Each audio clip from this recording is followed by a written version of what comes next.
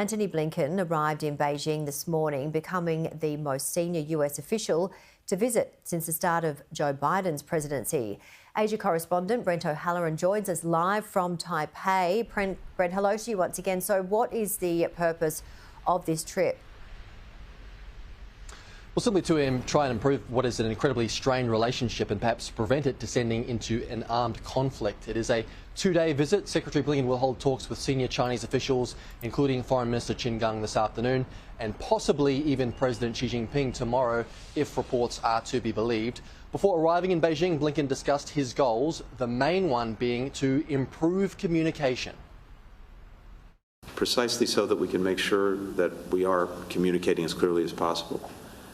To avoid, as best possible, misunderstandings and miscommunications. Because if we want to make sure, as we do, that the competition that we have with China doesn't veer into conflict, the place you start is with communicating. Well, China wants to emphasise its frustration with a range of things amounting to what it claims is American interference in China's internal affairs. The Chinese foreign minister raised this in a apparently terse phone call with Secretary Blinken late last week. The Chinese foreign ministry spokesperson recently repeated that line. China once again urges the United States to fulfill President Biden's active commitment. Stop interfering in China's internal affairs, stop undermining China's interests, and stop containing and suppressing China. We hope the US will work with China in the same direction to remove obstacles and create conditions, bringing China-US relations back onto the track of sound and steady development. Now, Blinken had planned to visit China in February, but that trip was cancelled after suspected Chinese spy balloons were detected over North America. The US-China relationship has worsened since then. We've seen Chinese and American warships nearly collide, sanctions slapped on computer chip-making firms, US spy planes detected flying up and down the Chinese coast, and China snubbing offers to hold high-level talks. So that gives you an idea of the difficult context Blinken and his Chinese counterparts are working within, Janie. Brent, what are the key sticking points and the chances that they could be resolved?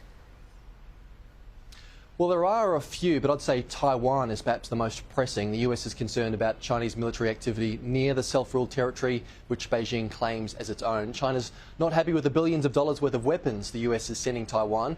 Obviously, there's anger on both sides regarding sanctions, particularly to do with those computer chip-making firms. And there are also concerns around the general US-Chinese military build-up on both sides in East Asia.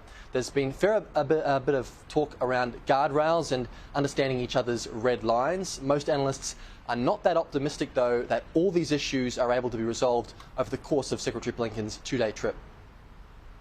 And so this isn't to say that we're going to end at the end of the day, certainly not in the space of one diplomatic visit, come to some kind of kumbaya. But I do think that if this can begin a process where at all levels there's more interaction and dialogue, conversation between the two sides, we can have a better understanding and fewer of these myths, really, I think will be important. Janie, CCP-aligned media outlet The Global Times is splashing pictures from Xi Jinping's meeting with Bill Gates on Friday over its front page. President Xi emphasised the importance of US-China people-to-people exchanges and that he is open to establishing a warmer, more cooperative relationship with the United States. Janie.